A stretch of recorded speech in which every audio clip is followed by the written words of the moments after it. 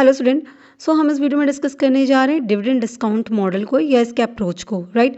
ये इक्विटी की वैल्यूएशन की एक टेक्निक है, तो इसको समझेंगे। तो चलिए स्टार्ट करते हैं। देखिए, सबसे पहले इस मॉडल को समझने के लिए हमें ज़रूरी है कि हम जान जाएं कि डिस्काउंटेड कैश फ्लो क्या होता है, ठीक है। क्योंकि डिविडेंड डिस्काउंटेड कैश फ्लो अगर आप समझ जाएंगे तो सेम चीज़ अप्लाई होती है डिविडेंड डिस्काउंट मॉडल में। क्लियर है? तो ये चीज़ होती क्या है? डिस्काउंटेड कैश फ्लो बेसिकली कहने का मतलब क्या हो गया, जो कैश फ्लोज है उसको डिस्काउंट कराया जा रहा है। डिस्काउंट कराने का क्या मतलब हो गया कि उसको आज में कंसीडर किया जा रहा है। तो डीसीएफ क्या होता है? यहाँ पे हम जो फ्यूचर्स में हमें कैश फ्लोज आने वाले हैं उसे हम प्रेजेंट में उसकी क्या वैल्यू हो सकती है, जो फ्यूचर में मिलेगा पैसा उसकी आज की डेट में क्या वैल्यू होगी, इसको कैलकुलेट करना किस रेट से? डिस्काउंटिंग रेट से। तो उसी को कहते हैं डिस्काउंटेड कैश फ्लो, ठीक है। डिस्काउंटेड कैश फ्लो एनालिसिस या डिस्काउंटेड कैश फ्लो टेक्निक्स या discounted cash flow. Is it clear? So basically देखिए, ये जो आप डिस्काउंटेड कैश फ्लो की बात करते हैं या हम ये जो करने जा रहे हैं कि एक्सपेक्टेड फ्यूचर कैश फ्लोज को हम प्रेजेंट वैल्यू पे लेके आते हैं डिस्काउंटिंग रेट से, वो बेसिकली है क्या चीज़? देखिए, जब भी आप कोई पैसा लगाने जा रहे हैं, इन्वेस्टमेंट करने जा रहे हैं, कुछ परचेज करने जा रहे हैं, मतलब सिक्योरिटीज़ की अगर हम यहाँ बात कर रहे हैं तो हम सिक्योरिटीज़ को परचेज करने जा रहे हैं, तो हमें ये जानना ज़रूरी होता है कि अगर आज हमने ये सिक्योरिटी परचेज कर ली तो फ्यूचर में हमें क्या अर्निंग होगी इससे, ठीक है। अब फ्यूचर की अर्निंग जो दिख रही है, अगर उसकी आज के हिसाब से वैल्यू लगाएं तो क्या वो अर्निंग प्रॉफिटेबल है या नहीं है? क्योंकि बट ऑब्वियस सी बात है, समय के हिसाब से पैसे की जो वैल्यू है वो गिरती चली जाती है। तो हमें क्या करना होता है, ये जानना होता है कि इस सिक्योरिटी को परचेज के करने के बाद इससे फ्यूचर में होने वाली जो भी इनकम है वो क्या वो इतनी वैल्यू रखती है कि आज जो हम पैसा लगा रहे हैं उससे ज़्यादा हो। तो यही चीज़ कह रहा है कि इन्वेस्टर इस मेथड का यूज़ करता है या डिस्काउंटेड कैश फ्लो एनालिसिस इसलिए करता है क्योंकि वो ये जान पाए, ये डिसाइड कर पाए कि जो भी उस पर्टिकुलर इन्वेस्टमेंट से या प्रोजेक्ट से या जो भी सिक्योरिटीज़ वो परचेज करने वाला है उससे फ्यूचर में जो भी उसे मनी मिलने वाली है, जो भी कैश फ्लो फ्यूचर में आने वाला है उससे उसकी वैल्यू कितनी होगी। जो आज वो इन्वेस्टमेंट करेगा, जिस पैसे से वो आज परचेज करेगा इन सारी चीज़ इन्वेस्टमेंट्स को या इन प्रोजेक्ट्स को, उस पैसे से, उस इनिशियल इन्वेस्टमेंट से फ्यूचर में होने वाली वैल्यू, फ्यूचर में होने वाली इनकम एक्सीड करेगी या नहीं करेगी। Is it clear? और एकदम सिंपल सी बात है, आप खुद भी समझिए। आप कोई भी चीज़ परचेज करने जाएंगे तो आप ये सोचेंगे ना कि अगर आज मुझे इस चीज़ को परचेज करने में 1 लाख रुपया लग रहा है तो इससे फ्यूचर में मुझे जो पैसा आए वो 1 लाख से ज़्यादा ही आना चाहिए। 3 लाख, 4 लाख, 5 लाख, 7 लाख ऐसे आना चाहिए, तभी तो ये 1 लाख की चीज़ खरीदना मेरे लिए प्रॉफिटेबल होगी। तो हमने क्या किया, 1 लाख की चीज़ को कंपेयर किया। 1 लाख मेरा जो आज पैसा लगने वाला है, इनिशियल इन्वेस्टमेंट, हमने कंपेयर किससे किया? जो फ्यूचर में उससे पैसा आने वाला है, 4 लाख या 5 लाख या 7 लाख, जो भी अमाउंट आने वाला है उससे कंपेयर किया। बात समझ में आई? लेकिन अब 7 लाख 10 साल बाद आने वाला है और 1 लाख आज लग रहा है, तो क्या कंपैरिजन सही है? अगर आपने मैथ्स बेसिक भी पढ़ी होगी तो आपको पता है कि कुछ भी कंपेयर करने के लिए बेस इक्वल होना चाहिए। तो एक चीज़ हम 1 लाख को कंपेयर कर रहे हैं 7 साल बाद आने वाले पैसे से। इन्फ्लेशन भी तो कुछ होता है, पैसे के दाम पैसे की वैल्यू घट जाएगी, महंगाई बढ़ जाएगी। तो ऐसे सिनेरियो में क्या 1 लाख 7 लाख प्रॉफिटेबल दिख रहा है? ये कैसे जज करेंगे? तो इसको जज करने के लिए ही हमें क्या करना होता है, उसे प्रेजेंट वैल्यू पे लाना होता है। तो यहाँ पे ये जो मेथड होता है वो क्या करता है, टाइम वैल्यू ऑफ मनी को कंसीडर करता है और वो क्या कर देता है, जो पैसा फ्यूचर में आने वाला है उसकी प्रेजेंट में क्या वैल्यू होगी ये कैलकुलेट करके हमें दे देता है। कि ये जो फ्यूचर में आपको, मान लीजिए फॉर एग्जांपल कि अगर 5 साल बाद आपको 7 लाख रुपया मिलने वाला है, 5 ईयर्स बाद, और लग आज रहा है 1 लाख रुपया, तो क्या 5 साल बाद जो 7 लाख रुपया मिलेगा उस 7 लाख रुपए की वैल्यू आज के दिन आज कितनी होगी? तो हमें क्या करना होगा, 7 लाख रुपए को डिस्काउंट करा के प्रेजेंट वैल्यू में ले आना होगा। मतलब जिस दिन हम इनिशियल इन्वेस्टमेंट करने जा रहे हैं, जिस दिन 1 लाख रुपए लगाने जा रहे हैं, उस दिन लेके आना होगा। तो 7 लाख आज की रेट में क्या पैसा निकलता है वो जब हम निकालेंगे तब दोनों का कंपेयर करेंगे। और अगर ये 7 लाख की जो प्रेजेंट वैल्यू वो ज़्यादा आई तो हम क्या, 1 लाख से ज़्यादा आई तब हम इस प्रोजेक्ट में इन्वेस्टमेंट करेंगे। Is it clear? तो ये टाइम वैल्यू ऑफ मनी को कंसिडर करता है, क्योंकि टाइम वैल्यू ऑफ मनी कहता ही यही चीज़ है कि फ्यूचर में जो चीज़ आ रही है ना वो चीज़ क्या होती है, आज के मुकाबले कम वर्थ की होती है। ये इसी प्रिंसिपल पर बेस्ड होता है कि जो आज की मनी है उसकी वर्थ ज़्यादा होती है कंपेयरिंग टू फ्यूचर की मनी, क्योंकि उसकी अर्निंग पोटेंशियल कम हो जाती है, महंगाई बढ़ जाती है। तो एक चीज़ आज जो आप एक सामान 10 रुपये का खरीद सकते हैं वही आप 5 साल बाद के 10 रुपये में खरीद पाएंगे? कभी नहीं। उसी चीज़ को खरीदने के लिए आपको 100 रुपये देना पड़ सकता है। तो कहने का मतलब आज का 10 रुपया और 5 साल बाद 100 रुपया दोनों बराबर हो गया, क्योंकि आज जो 10 रुपये में खरीदते वही 5 साल बाद 100 रुपये में खरीदेंगे, तो 100 और 10 रुपये तो बराबर हो गया। पर अगर आप ऐसे ही सोचेंगे तो कहेंगे आज का 10 रुपये 5 साल बाद 100 रुपये बनने वाला है, देखो कितना प्रॉफिट हो रहा है ना। लेकिन रियल मायने में प्रॉफिट हुआ नहीं हुआ, क्योंकि आपने जब कंपेयर किया तो आपको क्या समझ में आया कि दोनों की वैल्यू तो सेम है। 10 रुपये में जो चीज़ हम कर सकते थे वही चीज़ हम 5 साल बाद 100 रुपये में कर पाएंगे, तो वैल्यू तो सेम हो गया ना। तो time value of money, right. तो ये मैथड जो डिस्काउंटेड कैश फ्लो मैथड है, ये इसी टाइम वैल्यू को कंसीडर करता है। बस देखिए इतनी सी बेसिक सी बात है, अगर आप ये बात समझ गए ना तो आप ये पूरा चीज़ अच्छे से समझ जाएंगे। चाहे वो बिजनेस फाइनेंस में आपका प्रेजेंट वैल्यू निकालना हो, प्रॉफिटेबिलिटी इंडेक्स का काम करना हो, एनपीवी निकालना हो, हर जगह यही बात कही जाती है। जहाँ भी इन्वेस्टमेंट की बात होती है वहाँ यही चीज़ कही जाती है कि फ्यूचर में मिलने वाले पैसे को पहले आज की वैल्यू से कंपेयर करो। फ्यूचर में जो पैसा मिलेगा उसको अगर आज मिल जाता तो कितनी वैल्यू होती, ये चीज़ हमें जाननी ज़रूरी होती है। क्लियर है। तो discounted cash flow analysis basically यही है। इसमें क्या करेंगे हम कि हम उस पर्टिकुलर सिक्योरिटीज़ की इंट्रिंसिक वैल्यू कैलकुलेट करेंगे। कैसे कैलकुलेट करेंगे, उसको कैसे वैल्यू करेंगे, इस बेसिस पे कि जो फ्यूचर में उस सिक्योरिटी से पैसा आने वाला है उसकी प्रेजेंट में क्या वैल्यू है। आज जिस दिन हम इसको खरीदने के लिए पैसा लगाने वाले हैं उसको हम कंपेयर करेंगे फ्यूचर में आने वाले पैसे की प्रेजेंट वैल्यू से। क्लियर हो गया। तो इसी को कहते हैं discounted cash flow analysis. Clear है। अब बात करेंगे अपने मेन टॉपिक की, जो है क्या, डिविडेंड डिस्काउंट मॉडल, राइट। तो डिविडेंड डिस्काउंट मॉडल क्या हो गया, ये डिस्काउंटेड कैश फ्लो क्लियर हो गया। जब हम यही चीज़ डिविडेंड पे अप्लाई कर देते हैं तो ये डिस्काउंटेड कैश फ्लो मॉडल ही क्या बन जाता है, डिस्काउंटेड डिविडेंड अप्रोच या डिस्काउंटेड डिविडेंड मॉडल बन जाता है। ठीक है। आप एक इन्वेस्टर हैं, ऐसे समझिए, आप एक इन्वेस्टर हैं, आप एक इक्विटी को परचेज करने के बारे में सोच रहे हैं, मुझे इस पर्टिकुलर कंपनी का शेयर परचेज करना चाहिए कि नहीं करना चाहिए, आपको यही डिसीजन लेना है। तो आप क्या करना चाह रहे हैं, उस इक्विटी की वैल्यूएशन करना चाह रहे हैं, आप उसकी वैल्यू को कैलकुलेट करना चाह रहे हैं कि क्या इक्विटी की वैल्यू सही है, मेरे परचेज करने का सही टाइम है या नहीं है। क्लियर है। आप यही जानना चाहते हैं, इसी वजह से आप ये सारा काम कर रहे हैं। आप ये कैलकुलेशन कर रहे हैं कि इस सिक्योरिटी को परचेज किया तो फ्यूचर में इतना पैसा आएगा, आज हमको खरीदने के लिए इतना पैसा लगाना पड़ रहा है, तो जो फ्यूचर में पैसा आएगा उसको अगर हम आज की वैल्यू से कंपेयर करें, उसको आज की वैल्यू पे लेके आएँ और फिर कंपेयर करें तो क्या ये मेरे लिए प्रॉफिटेबल है, क्या ये सही समय है परचेज करने का, ये डिसीजन आपको ये इक्विटी की वैल्यूएशन बताएगा। क्लियर है। सो डिविडेंड डिस्काउंट मॉडल क्या हो गया, ये एक क्वांटिटेटिव टेक्निक हो गई जहाँ पे हम इक्विटी को स्टॉक की वैल्यूएशन करते हैं और क्या करते हैं, इसमें हम उसकी इंट्रिंसिक वैल्यू कैलकुलेट करते हैं, उसकी ट्रू वैल्यू, उसकी रियल वैल्यू कैलकुलेट करते हैं। किस बेसिस पे, कि उसके फ्यूचर में जो डिविडेंड आने वाला है, क्योंकि इक्विटी में क्या कैश फ्लो है, फ्यूचर की कैश फ्लो को डिस्काउंट करके आज की वैल्यू पे ले आना है। इक्विटी का फ्यूचर फ्लो क्या है, फ्यूचर कैश फ्लो क्या है, डिविडेंड। इक्विटी में आपको फ्यूचर में डिविडेंड मिलेगा।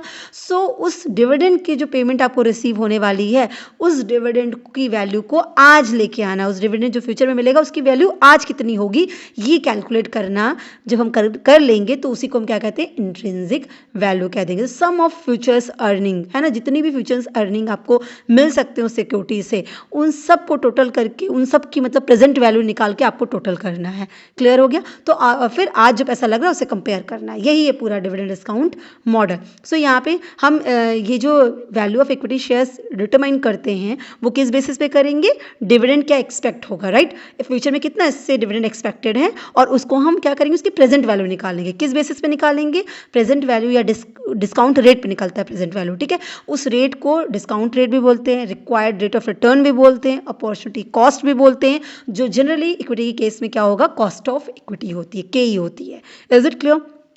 तो यहाँ तक डिविडेंड डिस्काउंट मॉडल क्लियर हो गया। अब हम बात करते हैं कि इस मॉडल को कैलकुलेट करने के पीछे एजम्पशंस हमारे क्या क्या हैं। ठीक है। इस मॉडल के पीछे क्या क्या एज्यूम किया गया। तो इक्विटी शेयर्स को अगर हम इस बेसिस पे, डिविडेंड के बेसिस पे वैल्यूएट करना चाहते हैं तो कुछ एजम्पशंस हमें मानने पड़ते हैं। पहला कि ये मानना पड़ेगा कि डिविडेंड हमेशा साल में पे किया जाएगा, हर साल। ठीक है। एनुअली आपको डिविडेंड मिल रहा है। जैसे इक्विटी के केस में ये फिक्स तो होता नहीं कि डिविडेंड आपको कितना मिलेगा, कभी मिला कभी नहीं मिला। लेकिन अगर डिविडेंड डिस्काउंट मॉडल अडॉप्ट करके आप इक्विटी की कैलकुलेशन करने जा रहे हैं तो आप ये मानेंगे, एज्यूम करेंगे कि हर साल आपको डिविडेंड मिलेगा। Is it clear. दूसरी बात, जो पहला डिविडेंड आपको मिलेगा वो फर्स्ट ईयर के एंड में मिलेगा, मतलब साल की शुरुआत में नहीं मिलेगा, साल खत्म होने पे मिलेगा। तो फर्स्ट ईयर का जो डिविडेंड मिलेगा, फर्स्ट डिविडेंड जो आपको मिलेगा वो eight the end of the first year मिलेगा। तीसरी बात, क्योंकि आपको पता है कि फ्यूचर के कैश फ्लो क्या है, तो एक तो हमें इस पर्टिकुलर सिक्योरिटी को जो हम परचेज कर रहे हैं उससे हमें डिविडेंड आएगा, और दूसरा लास्ट में जब हमारा मन भर जाएगा, हमको लगेगा तो हम इस सिक्योरिटी को सेल करके पैसा पाएंगे। तो कहा जा रहा है कि जो सेल करेंगे आप इक्विटी शेयर्स को, वो ये माना जाएगा कि आप जिस भी साल सेल करने जा रहे हैं वो एंड होगा, मतलब ईयर का एंड होगा, एंड ऑफ ईयर होगा, ठीक है। और वो किस प्राइस पे होगा? एक्स डिविडेंड प्राइस पे होगा, ठीक है। आपने अकाउंट्स में देखा होगा, कैलकुलेशन होती है जब शेयर्स प्राइस की, तो एक्स डिविडेंड प्राइस, कम डिविडेंड प्राइस, मतलब 100 रुपया है तो 100 रुपये में डिविडेंड का प्राइस इंक्लूडेड है। अगर डिविडेंड का प्राइस हटा दिया 5 रुपया तो 95 इसकी प्राइसिंग हो गई। तो इस तरह से आपको एक्स डिविडेंड प्राइस पे कैलकुलेट करना होगा। तो ये एजम्पशन है कि इक्विटी शेयर्स को जब आप सेल करेंगे तो जिस भी साल सेल कर रहे हैं वो ईयर एंड होगा, ठीक है, साल के अंत में उसको सेल करेंगे। दूसरा किस प्राइस पे करेंगे? एक्स डिविडेंड प्राइस पे करेंगे, ठीक है। ये 3 एजम्पशंस है। हर साल मिलेगा, पहली बार साल के अंत में मिलेगा, और सेल भी करेंगे तो आप साल के अंत में एक्स डिविडेंड प्राइस पे करेंगे। क्लियर हो गया? ये एजम्पशंस के साथ तब हमें डिविडेंड डिस्काउंट मॉडल्स के थ्रू इक्विटी की वैल्यूएशन कर सकते हैं। अब बात करेंगे क्या कंपोनेंट्स इसमें है, डीडीएम हमें कैलकुलेट करना है तो क्या क्या चीज़ें इसमें हैं इंक्लूडेड है। पहली, फ्यूचर कैश फ्लोज। तो फ्यूचर कैश फ्लो होता क्या है? जो भी आप इन्वेस्टमेंट कर रहे हैं उससे आपको फ्यूचर में क्या इनकम हो सकती है। तो इक्विटी के केस में क्या इनकम हो सकती है? डिविडेंड। प्रेफरेंस शेयर के केस में क्या इनकम हो सकती है? डिविडेंड, है ना। इसी तरह बॉन्ड या डिवेंचर के केस में क्या इनकम हो सकती है? इंटरेस्ट, है ना। तो फ्यूचर कैश फ्लो मतलब जो फ्यूचर में उससे इनकम जनरेट होगी। फिर दूसरा आता है टर्मिनल वैल्यू। टर्मिनल वैल्यू होता है कि एट द एंड आपको क्या कैश फ्लो मिलने वाला है, ठीक है, क्या प्रोजेक्शन है आपकी। Is it clear? तो मतलब जैसे आप शेयर से, तो शेयर लास्ट में आपने जो सेल किया तो वो सेल वैल्यू आपकी हो गई, ठीक है। इसी तरह डिवेंचर रिडीम जिस ईयर हो गया, मतलब खत्म होगा, तो वो जो लास्ट की वैल्यू होगी रिडीम्शन वैल्यू, वो आपका टर्मिनल वैल्यू बन जाता है। तो मतलब लास्ट ईयर जब वो खत्म होना है तब उसकी जो वैल्यू होगी वो टर्मिनल वैल्यू हो जाती है, ठीक। फिर आता है डिस्काउंट रेट। ये रेट बहुत इंपॉर्टेंट है, तो इस रेट के बारे में कुछ चीज़ें जान लेते हैं, क्योंकि यही वो रेट है जिस रेट पे हम क्या करते हैं, फ्यूचर के जो पैसे आ रहे हैं ना उसको हम कन्वर्ट करते हैं प्रेजेंट वैल्यू में, कि 1 लाख रुपया अगर कल मिलने वाला है तो 1 लाख रुपये की वैल्यू आज कितनी है, वो हमेशा 1 लाख से कमी होगी, 90,000, 95,000, 96,000, 98,000 जो भी हो, पर 1 लाख से कमी होगी। फ्यूचर में अगर आपको 10 लाख दिख रहा है तो वो 10 लाख को अगर आप आज लेके आएंगे ना तो 10 लाख 12 लाख नहीं दिखेगा, वो 10 लाख आज कम ही दिखेगा। Is it clear? ये चीज़ समझिएगा, ठीक है। तो ये क्या करता है, फ्यूचर के कैश फ्लोज को कन्वर्ट करके प्रेजेंट वैल्यू में ले आता है। अब ये जो रेट की बात करें, डिस्काउंट रेट, बेसिकली ये रेट कैसे होता है, तो ये वो रेट होता है जो एक इन्वेस्टर एक्सपेक्ट करता है कि एटलीस्ट हमने इतना रिस्क इस इन्वेस्टमेंट में उठाया है तो मुझे इतना रिटर्न मिलना ही चाहिए। और जनरली ये डिस्काउंट रेट जो है CAPM मॉडल के हिसाब से कैलकुलेट कर लिया जाता है। मोस्टली देखेंगे आप कि CAPM मेथड से ये रेट कैलकुलेट कर लेता है। आपके लेवल पे अगर हम बात करें तो आपके लेवल पे जनरली ये रेट ऑलरेडी क्वेश्चंस में गिवन हो गया। अगर न्यूमेरिकल आता है तो न्यूमेरिकल में ये रेट आपका जो KE करके लिखा रहेगा वो आपको ऑलरेडी गिवन रहेगा, ठीक है। तो यूजुअली ये क्या हो जाता है, कॉस्ट ऑफ कैपिटल, मतलब इक्विटी के केस में इक्विटी की जो कॉस्ट है, कॉस्ट ऑफ इक्विटी, वही आपकी बन जाएगी। तो ये discount rate minimum required rate of return होता है। तो minimum required rate of return मतलब कि इतना तो इन्वेस्टर एक्सपेक्ट कर ही रहा है, तो यही तो आपकी कॉस्ट बन जाती है। तो कॉस्ट ऑफ कैपिटल यही हो जाता है, ठीक है। KD, KE, KP, है ना। अगर आपने capital budgeting, capital structure theories ये सब पढ़ा होगा तो आपको ये सब चीज़ों के बारे में, प्रेजेंट वैल्यू और KD, KE सब क्या होता है सब पता होगा। तो मोस्ट ऑफ द केसेस में आप देखेंगे कि weighted average cost of capital जो कैलकुलेट की जाती है WACC के हिसाब से जो कॉस्ट आती है ना, उसी के बेसिस पे वो उसी को डिस्काउंट रेट मान लेते हैं। क्लियर है? तो जनरली डिस्काउंट रेट गिवन होगा। डिस्काउंट रेट है क्या चीज़? Minimum required rate of return जो एक इन्वेस्टर एक्सपेक्ट करता है, ठीक है। ये चीज़ क्लियर हो गई। अब कैलकुलेशन कैसे होगी ये समझते हैं। तो जब डिविडेंड डिस्काउंट मॉडल को कैलकुलेट करने की बात आती है तो देखिए इसके वैल्यूएशन जो होते हैं ना होल्डिंग पीरियड के बेसिस पे होते हैं कि सिक्योरिटीज़ को कितना आप होल्ड करके रखते हैं। आपने परचेज कर रखा है सिक्योरिटी, या आप सिक्योरिटी परचेज करने वाले, तो उसका आपका मोटिव क्या है, आप इसे कब तक रखेंगे। तो होल्डिंग पीरियड के ड्यूरेशन में ही इन्वेस्टर डिविडेंड अर्न कर देता है और लास्ट में क्या कर देता है, उसको उस सिक्योरिटीज़ को सेल करके उससे कैश रिसीव कर लेता है, जिसको हम सेल वैल्यू कहते हैं, ठीक। तो होल्डिंग पीरियड मैटर करता है, बहुत मैटर करता है। होल्डिंग पीरियड आपका 1 साल का भी हो सकता है और मल्टीपल ईयर का भी हो सकता है। आपने सिक्योरिटी परचेज करी, आप सोच रहे हो कि साल भर के बाद ही इसको सेल कर दे, विद इन ए ईयर इसको सेल कर देंगे, ठीक। तो वो 1 ही साल होल्ड किया, आप सोचते हो इसको 5 साल, 7 साल, 10 साल के बाद सेल करेंगे, जब टाइम मिलेगा तब सेल, हम लंबे टाइम के लिए रख रहे हैं, लॉन्ग टर्म इन्वेस्टमेंट के पर्पज से सोच रहे हैं, तो मल्टीपल ईयर आप इसे होल्ड करेंगे। तो जो हम कैलकुलेशन भी करते हैं ना वो 2 बेसिस पे करते हैं। DDM जो कैलकुलेट करेंगे, एक वैल्यूएशन होगी कि अगर आपने 1 साल होल्ड करके रखा तब, और दूसरी इक्विटी की वैल्यूएशन होगी कि अगर आप इसको मल्टीपल ईयर होल्ड करके रखना चाहते हैं तब क्या वैल्यू आएगी, ठीक। अब जो मल्टीपल ईयर आप होल्ड करते हैं तो डिविडेंड आपको कई सालों तक मिलने वाला है। तो ये जो डिविडेंड आपको कई सालों तक मिलता है ना, तो वो डिविडेंड जीरो ग्रोथ के बेसिस पे हो सकता है, कांस्टेंट ग्रोथ हो सकती है उसमें, उस डिविडेंड में वेरिएबल ग्रोथ हो सकती है। तो ये चीज़ के बेसिस पे भी फॉर्मूले बदल जाते हैं और कैलकुलेशन बदल जाती है, तो वो भी हम समझेंगे। ठीक, तो अब यहाँ पे ये समझिए, यहाँ तो बात क्लियर हो गई कि डिविडेंड डिस्काउंट मॉडल को जब हमें कैलकुलेट करना तो हमें इसे होल्डिंग पीरियड देखना पड़ेगा कि आप इसका इंटेंशन क्या है, साल भर रखना है, साल भर से ज़्यादा रखना है, उस हिसाब से इसकी वैल्यूएशन होगी। क्लियर हो गया। अब चूंकि हम ये इन्वेस्टमेंट डिसीजन के लिए ले रहे हैं, हम इक्विटी की वैल्यूएशन कर क्यों रहे हैं, हम इसकी इंट्रिंसिक वैल्यू, ट्रू वैल्यू जानना चाहते हैं। ट्रू वैल्यू जान के हम क्या करेंगे, तो देखिए ट्रू वैल्यू जान के हम डिसाइड करेंगे कि हमें बाय करना, सेल करना, होल्ड करना, हमें करना क्या है।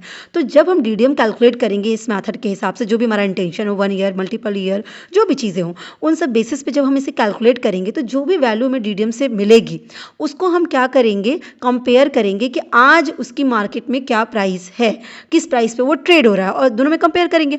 अगर हमें दिखता है कि जो डीडीएम से वैल्यू आई है वो ज़्यादा है, ठीक है, और जिस प्राइस वो मार्केट में भी ट्रेड हो रहा है वो कम है, तो ऐसी सिचुएशन में हमें क्या समझ में आ रहा है कि भाई ये तो अंडर वैल्यूड है, इसकी रियल वैल्यू, ट्रू वैल्यू तो ज़्यादा है और मार्केट में कम प्राइस पे कोट हो रही है, तो इसका मतलब यही सही समय है, हम इसे परचेज कर लेना चाहिए। अभी हम इसकी जो वर्थ है, इसकी जो काबिलियत है, उसके हिसाब से इसका दाम नहीं लगा है, तो अभी परचेज कर ले भी कम प्राइस में मिल रहा है, क्योंकि फ्यूचर में ये अपने दाम के अकॉर्डिंग तो प्राइस लगा ही लेगा, उससे ज़्यादा ही बल्कि चला जाएगा। बात समझ में है। तो वाइस वर्सा सिचुएशन, अगर कम है, डीडीएम की वैल्यू कम आई और करंट प्राइस ज़्यादा है, तो अगर आप ऑलरेडी परचेज कर रखे हो तो इसमें टाइम है कि सेल कर दो, अगर परचेज नहीं की हो तो मत परचेज करो, ये टाइम सही नहीं है परचेज करने का। ये सब चीज़ें हम डिसाइड कर लेंगे यहाँ से, ठीक है। अब आते हैं सबसे इंपॉर्टेंट चीज़ के बारे में कि कैलकुलेट करेंगे कैसे, फॉर्मूला इसका क्या है। ठीक, तो पहली चीज़, तो अगर आपने 1 साल तक इसे होल्ड करके रखना है तब कैसे कैलकुलेट करेंगे, प्राइस क्या निकालेंगे, वैल्यू कैसे कैलकुलेट करेंगे। अब ये जो प्राइस या वैल्यू आप निकालने वाले, ट्रू वैल्यू निकालने वाले, फिर उसे करंट मार्केट प्राइस से कैलकुलेट करेंगे। तो फॉर्मूला कैसे निकलेगा, P0 या फिर V0 कुछ भी कह सकते हैं, यही इंट्रिंसिक वैल्यू है, बेसिकली यही इंट्रिंसिक प्राइस है इसकी। तो कैसे निकला, D1 divide by 1 plus KE, ठीक है। और क्योंकि आप एक ही साल होल्ड करके रखे हो तो इसलिए पावर में 1 लगा हुआ है, हाँ, और इसी से प्लस क्या कर दिया, P1 क्या हो गया, 1 साल होल्ड करने का मतलब कि 1 साल आपने डिविडेंड रिसीव किया और फिर एंड में आपने उसको सेल कर दिया, और सेल करके आपने सेल वैल्यू रिसीव की, तो ये जो P1 है वो सेल वैल्यू हो गई, डिवाइड बाई 1 प्लस KE, ठीक है। तो इस तरह से हमें अगर 1 साल होल्ड करके रखना तो हमें प्रेजेंट वैल्यू निकल के आ जाएगी। क्लियर हो गया। इसको इस तरह से भी लिख सकते हैं कि डिविडेंड पहले साल का प्लस पहले साल के एंड में जब उसे सेल कर दिए वो वैल्यू, और उसको हमने डिस्काउंटिंग कर दिया डिस्काउंटिंग रेट से। ये जो डिवाइड किया ना 1 प्लस KE, तो जैसे मान लीजिए कि कॉस्ट ऑफ डेप्ट या कॉस्ट ऑफ इक्विटी आपकी जो आ रही है वो 15% की है, तो हम यहाँ कैसे लिखेंगे, उसे डेसिमल में कर लेंगे 0.15, ठीक है। तो 1 प्लस 0.15 तो कितना हो गया, 1.15। तो आप जो ऊपर डिविडेंड और आप जो सेल वैल्यू एक्सपेक्ट कर रहे हैं दोनों को प्लस करके और डिवाइड कर देंगे किससे, 1.15 से। Is it clear. तो हमारा ये दोनों की वैल्यू आज जीरो, मतलब आज के टाइम पे क्या वैल्यू होगी, जो 1 साल के बाद डिविडेंड रिसीव होने वाला है, जो 1 साल के बाद एक्सपेक्टेड सेल वैल्यू रिसीव होने वाली है, उन दोनों की वैल्यू आज कितनी है हमको निकल के आ जाएगी, वही हमारी P0 कहलाती है।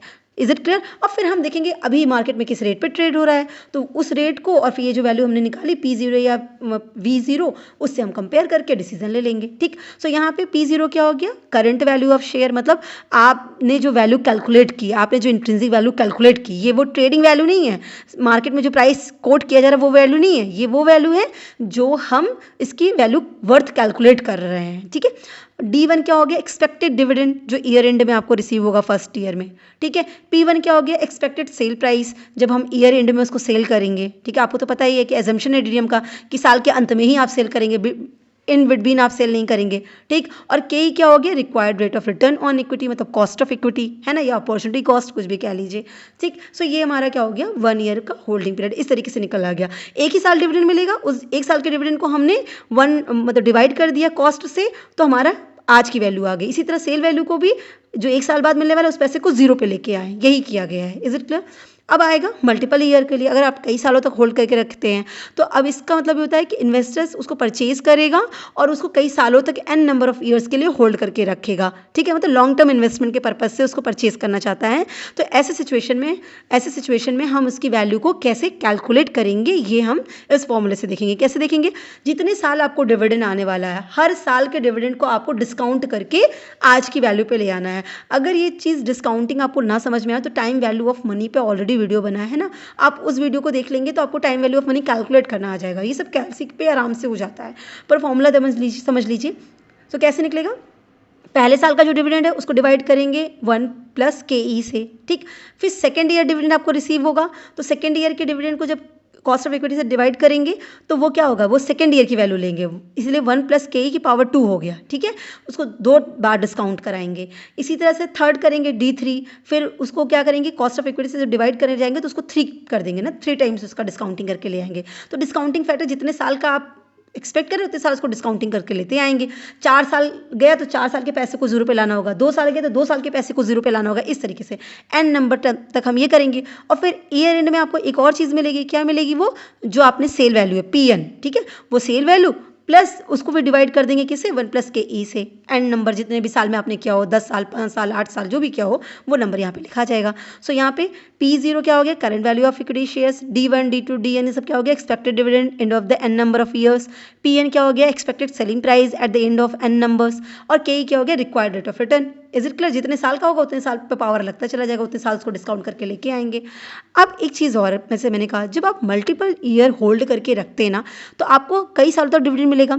जब कई सालों तक डिविडेंड मिलेगा तो डिविडेंड कैसे मिलेगा, क्या फिक्स्ड मिलेगा या डिविडेंड बढ़ के कभी घट के ऐसे मिलता है ना, डिविडेंड की वैल्यू तो चेंज हो सकती है, वेरी करेगी, तो उस पर कैसे कैलकुलेशन होगी, वो चीज़ भी तो आपको सोचनी पड़ेगी। तो बोला गया कि जब आप मल्टीपल ईयर होल्ड करते हैं तो एक सिनेरियो उठ के आता है कि जीरो ग्रोथ कहता है कि कंपनी में कोई ग्रोथ ही नहीं हुई। इसका मतलब जो डिविडेंड एक बार दिया गया वही कांस्टेंट है ना, आपको एक डिविडेंड बांटा जा रहा है, वही डिविडेंड हमेशा दिया जाएगा। जैसे फॉर एग्जांपल मैं कह रही हूँ 5 रुपये का डिविडेंड दिया गया तो 5 रुपये का डिविडेंड ही आपको हमेशा दिया जाएगा, ठीक। तो डिविडेंड की वैल्यू 5 ही रुपये रहेगी, चाहे वो 10 साल हो, चाहे 15 साल, चाहे जितने संभाल के रखेंगे, वो तो नहीं रहने वाली है। तो ऐसे सिचुएशन में हम क्या करते हैं, कैसे कैलकुलेट करेंगे, D डिवाइड बाई KE कर देते हैं। इज इट क्लियर, तो हमारा निकल के आ जाता है। अब दूसरा सिनेरियो होता है कि हमें कांस्टेंट ग्रोथ हो रही हो। कांस्टेंट ग्रोथ का मतलब क्या हो जाता है कि जो ग्रोथ रेट है वो कांस्टेंट है। कहने का मतलब पहले साल आपको 5 मिला, दूसरे साल फिर आपको 10 मिला डिविडेंड, तीसरे साल फिर आपको 15 का डिविडेंड मिला, फिर फोर्थ ईयर आपको 20 का डिविडेंड मिला। तो देखिए डिविडेंड अमाउंट चेंज हो रहा है, 5, 10, 15, 20, डिविडेंड का अमाउंट तो बढ़ रहा है, लेकिन देखिए गैप सबके बीच में क्या है, 5 और 10 के बीच में 5 का, 10 और 15 के बीच में 5 का, फिर 15 20 के बीच में भी 5 का। तो मतलब जो ग्रोथ है ना, जिस ग्रोथ के साथ आपको डिविडेंड का अमाउंट इंक्रीज हो रहा है वो कांस्टेंट ही है, वो 5% की इंक्रीमेंट के साथ ही है। मतलब यहाँ 5 रुपये में बात कर रही थी तो ऐसे परसेंटेज में आएगा कि ग्रोथ का परसेंटेज फिक्स होगा कि 10% की ग्रोथ के साथ आपको डिविडेंड मिलेगा। इज इट क्लियर, तो हर साल के डिविडेंड में 10% का ग्रोथ ऐड ऑन होता चला जाएगा, ठीक। यही कह रहा है कि ग्रोथ रेट जो होगा वो कांस्टेंट होगा। क्लियर हो गया, तो डिविडेंड कांस्टेंट होना, जीरो ग्रोथ होना एक अलग हो गया और कांस्टेंट ग्रोथ होना एक अलग चीज़ हो गई। ये जो कांस्टेंट डिविडेंड का एजम्पशन है ना वो बिल्कुल अनरियलिस्टिक है, मतलब कहीं हद तक, क्योंकि ऐसा नहीं हो सकता ना कि डिविडेंड का ग्रोथ कांस्टेंट हो जाए। भाई कभी प्रॉफिट होगा, कभी कम प्रॉफिट होगा, तो वो ग्रोथ भी तो वेरिएबल नेचर का हो जाता है, ऐसे नहीं हो जाता कि मतलब कांस्टेंट होगा। लेकिन इस बेसिस पे जो हम कैलकुलेशन करेंगे वही गॉर्डन का फॉर्मूला माना जाता है। तो गॉर्डन ने एक्चुअली यही चीज़ का कांस्टेंट ग्रोथ की बात कही है, ठीक है। ऐसे में होता क्या है कि जो डिविडेंड आपका ग्रो करेगा ना, जो ग्रोथ रेट मतलब G जिसे हम डिनोट करेंगे, वो हमेशा कांस्टेंट रहेगा इनडेफिनेट फ्यूचर टाइम्स के लिए। मतलब वो हमेशा क्या करेगा, सेम परसेंटेज से ही ग्रो करेगा। 5% है तो 5% से हर साल ग्रो करता रहेगा, ठीक। और दूसरी बात जो इंपॉर्टेंट होगी कि जिस रेट से आप डिस्काउंट कराने वाले, मतलब जो एक्सपेक्टेड रेट है कस्ट इन्वेस्टर्स की, है ना, कॉस्ट ऑफ इक्विटी जो है वो रेट मतलब K जो है वो हमेशा क्या रहेगी, वो आपकी ज़्यादा रहेगी ग्रोथ रेट से, ठीक है। अगर 5% का ग्रोथ है तो जो इन्वेस्टर की एक्सपेक्टेशन है वो 20% की रही होगी, इस तरह से समझिएगा, ठीक। तो कैलकुलेशन कैसे होगी इसमें क्या हो जाएगा, D1 divided by KE minus J हो जाएगा। एक तो ये हो गया डिविडेंड आपका क्या एक्सपेक्टेड है, और उसके बाद कॉस्ट ऑफ इक्विटी में से ग्रोथ को आपने लेस कर दिया, ग्रोथ का जो भी परसेंटेज होगा वो गिवन होगा। या इसको हम इस तरह से भी कैलकुलेट करते हैं, D1 कैसे निकलता है, D1 निकलता है कि आज जो आपको डिविडेंड दिख रहा है उसमें 1 प्लस ग्रोथ रेट कर दीजिए, क्योंकि ग्रोथ के हिसाब से ऐड ऑन होता जाएगा, 5-5 रुपये ऐड ऑन हो रहा रहता है वैसे ही। तो हमने जैसे 5 इस ईयर मिल रहा है तो नेक्स्ट ईयर कितना मिलेगा, 5 आपने और ऐड कर देना है, 10 हो जाएगा। तो वही चीज़ कहा जा रहा है, D0 में आपको 1 प्लस ग्रोथ रेट कर देना है divided by KE minus growth, तो आपका निकल के आ जाएगा। क्लियर है।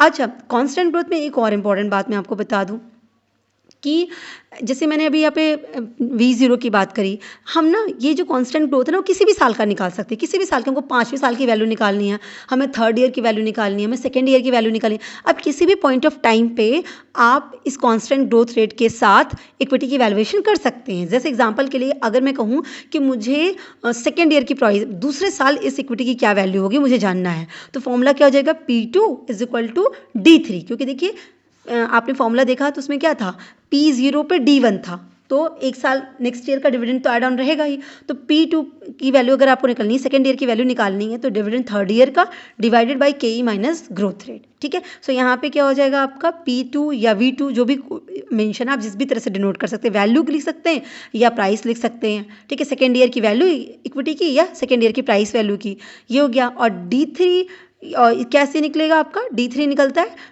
कि 2nd ईयर के डिविडेंड में 1 प्लस ग्रोथ रेट कर देंगे तो आपका 3rd ईयर का डिविडेंड निकल जाएगा। तो D3 क्या है, 3rd ईयर का डिविडेंड है। इस तरीके से हम ग्रोथ रेट को किसी भी ईयर का कैलकुलेट कर सकते हैं कांस्टेंट ग्रोथ में। ठीक है, लास्ट हमारा आता है जो कि है variable growth in dividend. So variable growth in dividend का कॉन्सेप्ट समझिएगा कि जैसे ग्रोथ जो हो रही है ना वो वेरी करेगी, किसी साल 10, किसी साल 15, किसी साल 5, किसी साल 8, किसी साल 9, किसी साल 10, 11। तो मतलब जो आपको डिविडेंड का रेट है ना, वो जो ग्रोथ रेट है वो वेरी कर रहा है। ठीक है, तो इसके बेसिस पे भी हम क्या करते हैं, डिविडेंड की कैलकुलेशन करते हैं। लेकिन यहाँ पे एक चीज़ नोट करना ज़रूरी रहेगा कि जब मल्टीपल ग्रोथ रेट्स आते हैं ना, तो आप कैलकुलेशन कैसे कर पाएंगे। आप कैलकुलेशन करने के लिए आपको ज़रूरी होगा कि आप किसी एक ग्रोथ रेट को कंफर्म करिए कि ये ग्रोथ रेट को हमको मान के चलना है इन्फिनिट टाइम पीरियड तक के लिए। कि जैसे मान लीजिए कि कह रहा है कभी 7% का ग्रोथ दिख रहा है, कभी 4% का ग्रोथ दिख रहा है, कभी 5% का, कभी 6% का, कभी 8% का।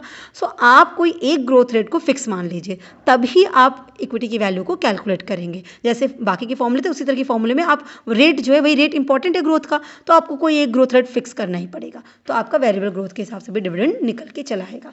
So wish you all the best, thank you so much.